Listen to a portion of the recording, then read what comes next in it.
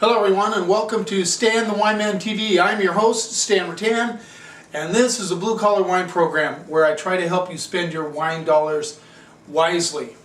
And when it comes to spending wine dollars wisely, excuse me, I gotta do something real quick. There we go. Prices of the wines, very important. Busy at work, it is a crappy day outside, it's raining, it's July, and it was raining when I woke up. Still muggy. I mean, it is muggy here.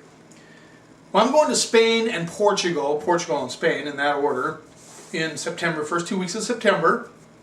I'm going to do some wine country touring there, and I thought it'd be appropriate to throw in some Portuguese and Spanish wines, because when it talks about spending your wine dollars wisely, going to Portugal and Spain for reds or whites, you can find some killer deals from there.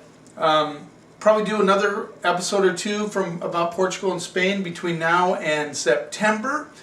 But in August I'll be focusing quite a bit on Washington wines. It is the second Washington wine month of the year. The first one being in March, and they do another one in August. But to get started, we're going straight to Northern Portugal from the Douro Valley, up in the northern part of Portugal, where they're famous, of course, for port. But a lot of these port houses now are doing really nice reds, great values. And this one rolls in at $13. It is Duas Quintas Douro Red. Duas Quintas Douro Red. And it is 2009. Douro Valley, Portugal. As I said, it rolls in at $13. There's the label. And this is a blend of, and the back label got ripped a little bit, so I'll do the best. It has Tinto Ruiz, Touriga Nacional, and Touriga, I can't read the rest. But anyway, those are pretty normal wines, blends. Tinto Ruiz is another word for another way of saying Tempranillo. There you go. $13. Let's see what we get on the nose. Very mineral on the nose, a lot of boysenberry. I get that crushed rock coming through big time. I get a little plum. I get some red flowers like violets. There's a little vanilla coming through, which would be from oak, of course. And just a touch of tobacco. Let's see what we get on the palate.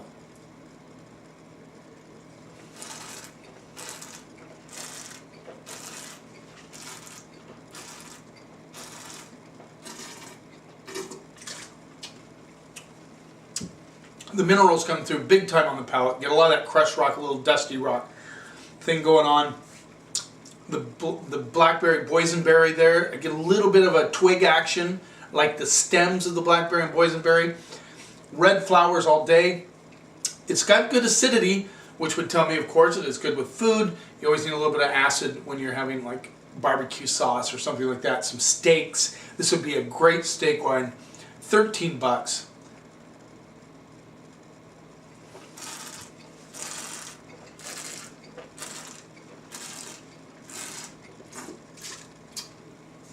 Nice balance. You could just spit it out, Stan. You could drink this by itself. Solo wine, cocktail wine. But it definitely needs food to offset the acidity. It's well built, good balance. Love the minerality in these wines.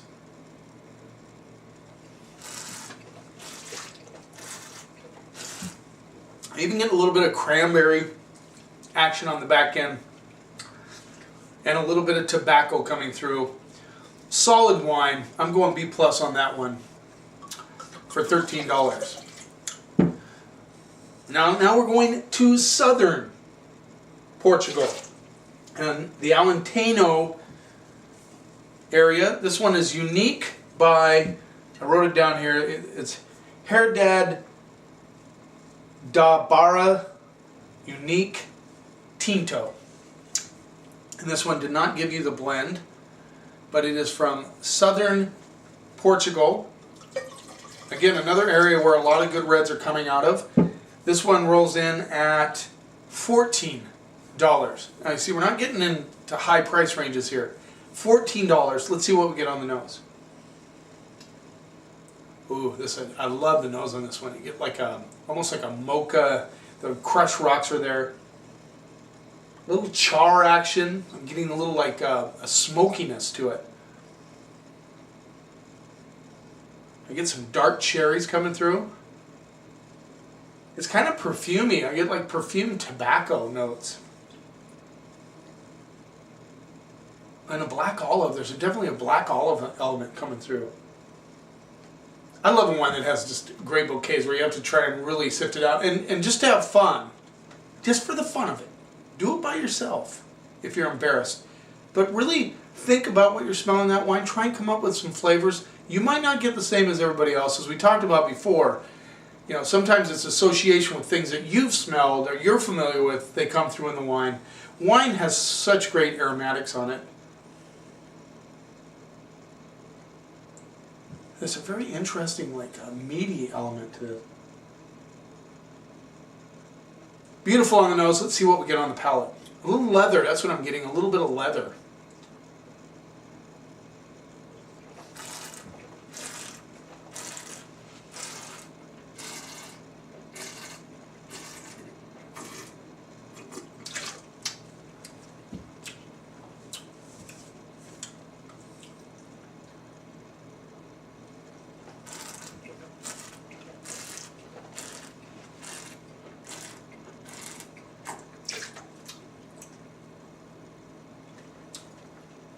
Pretty intense. Well, right on the front it says 14% alcohol. Get a little bit of alcohol on the backside. Definitely there. Nice boysenberry cherry elements on the palate. Little red flower elements coming through. The crushed rock kind of lingers on the back end. Good acidity though. It has a nice brightness to it. It doesn't go on fat and flabby like a lot of New World wines can go that have this much alcohol on them.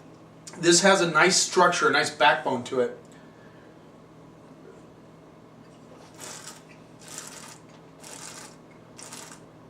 Yeah, lots of cherries. It's very perfumed. I get like a perfumed cherry red flower thing going on. Good dry finish. The alcohol is there, but it's balanced out by the acidity and the fruit. I think this is a nice bottle of wine for 14 bucks. Again, a good barbecue wine. I'd have this hamburgers, pizzas. You could go solo with this wine, or cocktail as they say. Drink it by itself. It's certainly delicious. I'm going to go B+ on that one. Also, excellent wine. Good one from the north, good one from the south. Now, let's go to Spain. So now we're in the Spanish wines. This is Barahonda Min Madeira 2011, 100% Monastrell. And this one rolls in at $15. Give me a picture of the label. Remember that old debate where Jancis Robinson said it should be called Monastrell, not Mourvedre, which is what they call it in France. You know, call it whatever you want. Mourvedre, Monastrell. We understand what you're talking about. A lot of people don't know that Monastrell is Mourvedre. And Mourvedre, I love Mourvedre. This is from the Murcia region near the town of Yecla. So this is from down south, southeast part of Spain. Let's see what we get on the nose. Now, I've had this one in the past. I really like it.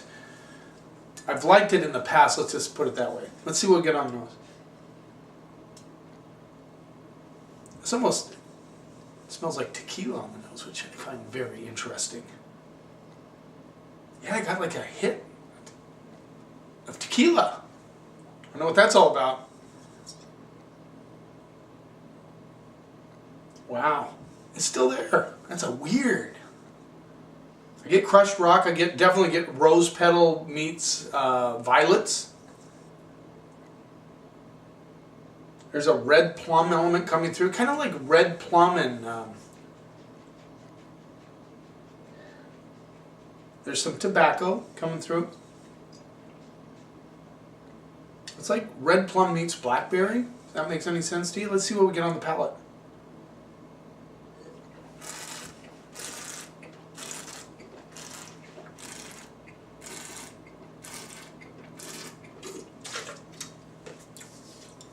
This is one thing I like about Spanish Monastrell Mourvedre, is it's very smooth and polished. Yet it has that old world attitude on the backside. You get a little bit of that crushed rock thing going on the back end, a little minerality. But it has this nice polish like boysenberries and plums and a little bit of dark cherry coming through with a little bit of rose petal thrown in.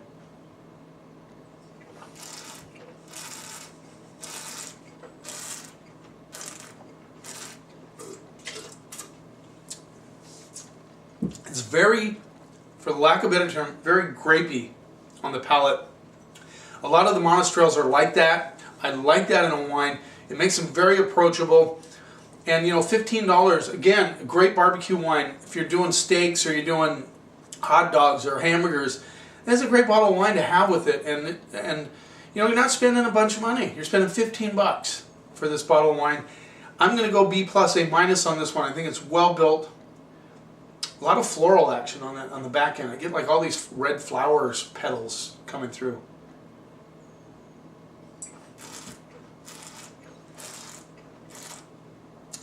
Nice bottle of juice. I get a little that old world kind of tarry action on the back end, which makes it really good for roasted, you know, grilled meats.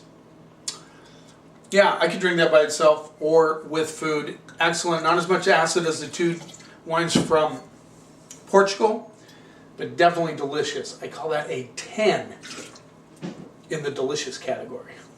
Love it.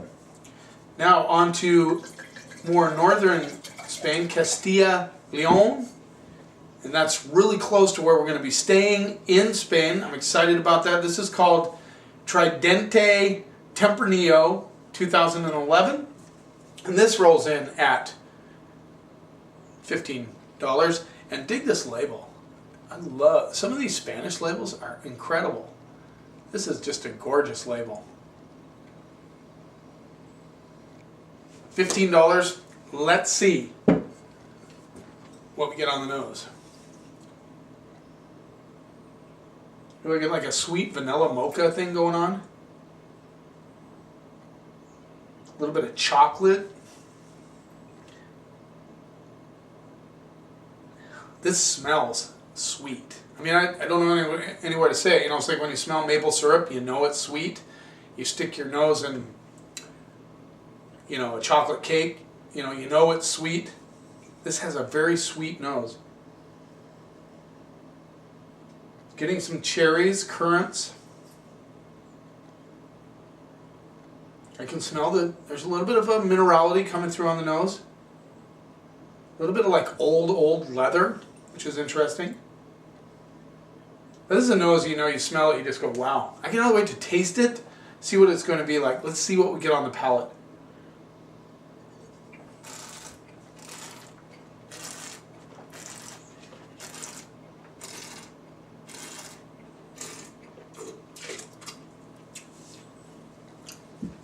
Definitely, I get like a hit of alcohol in the back, up through the nasal cavities there. But man, talk about minerals.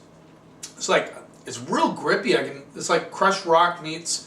There's some tannins going on the backside of this, which is interesting. I get like this lush currants, cherries coming through on the palate. There's a little bit of chocolate on the backside of this.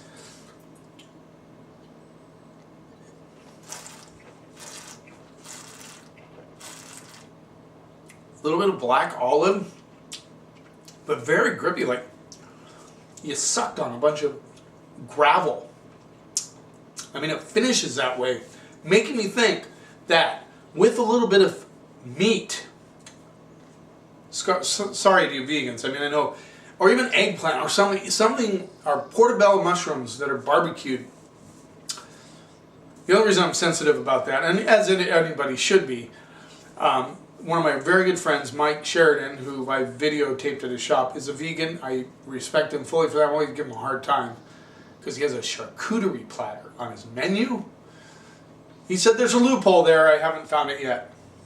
Anyway, this is like really lush. This should please a lot of palates because it has good fruit, but it has that old world mineral attitude. And I guarantee you need a piece of grilled meat with this baby. It will soften those tannins on the back end. It'll take that minerality and integrate it with the food. You talk about a wine that's big and lush and with attitude, this is it.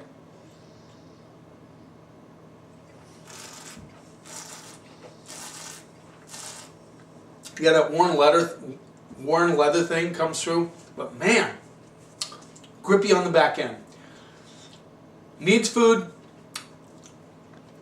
I kind of like it. I kind of like the attitude that it has. I kind of like the fullness of it, but yet it has that old world part. I'm going B plus A minus on that. B plus on that one. B plus B. Somewhere in there. Well, I hope you guys are enjoying these shows. I really appreciate you watching them, and I hope you're learning something. I hope I'm able to instruct you a little bit. I'm hoping, most of all,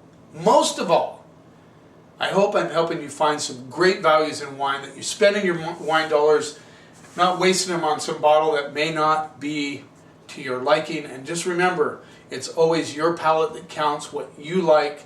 Just take the descriptors I'm giving you and say, hey, that sounds good to me. Hopefully it's helping you out. Cheers. Thanks for watching. And here's to keeping the snob out of wine.